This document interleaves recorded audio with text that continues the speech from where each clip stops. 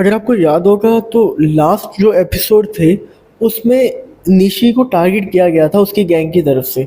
आपको याद होगा कि निशी अपनी गैंग के साथ चलने के लिए तैयार नहीं थी और कहीं न कहीं निशी उनके खिलाफ ही जा रही थी। उसका ये था कि मेरे मेरे दोस्त प्रायोरिटी पे हैं और उसके लिए जो भी होगा देखा जाएगा। और मैंने ये पूछा था कि इसका मतलब तू गैंग के साथ नहीं है? तो उसने कहा कि अगर ये समझ लो तो ठीक है, मैं नहीं हूँ। तो ये चीज़ें साफ बताती हैं कि निशी यहाँ पे अपनी गैंग को सपोर्ट नहीं करने वाली।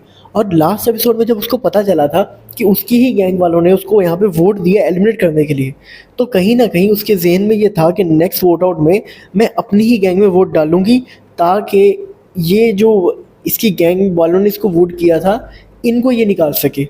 तो यहाँ पे ज़्यादा चांसेस यही हैं कि निशी आकाश थापा को टारगेट करने वाली है।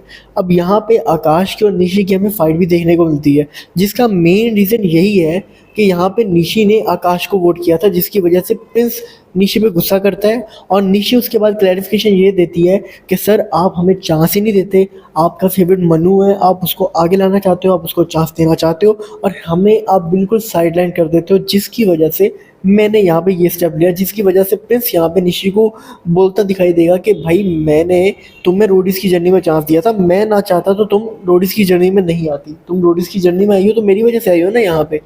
तो उसके बाद प्रिंस यहाँ पे निशी की इंसल्ट करता है, क्योंकि प्रिंस को बहुत गुस्सा होता है कि तुमने अपनी ही गैंग में वोट क्यों किया, तुम्हारी वजह से अपनी गैंग का रोडी जा रहा है, मतलब कि पहले ही हमारी गैंग में लड़के कम हैं, उसके बाद ये चीज़ करने के बाद तुम्हें क्या लगता है कि ये बहुत कूल चीज़ कर दी? जो चीज़ यहाँ पे चार्ली ने की थी वही तुमने यहाँ पे रिपीट कर दी।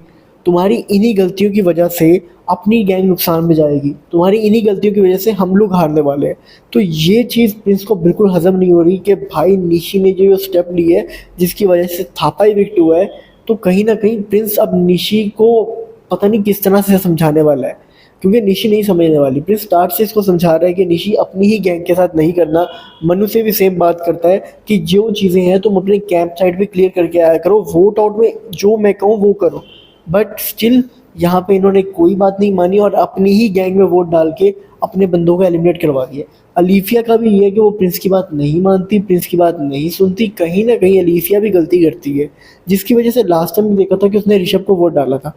खैर ऋषभ ने तो वाइल्ड कार्ड एंट्री के थ्रू वापस आ ही जाना है, बट यहाँ पे देखना ये इंटरेस्टिंग है कि इतनी सब चीज़ों के बाद स्टिल क्या प्रिंस यहाँ पे निशी को अपनी गैंग में रखने वाला है?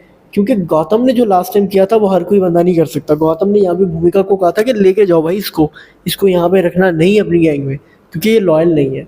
और निशी साफ दिख रहा है कि लॉयल तो नहीं है, ऊपर से इरिटेटिंग भी बहुत है। अब प्रिंस क्या स्टेप लेगा यहाँ पे?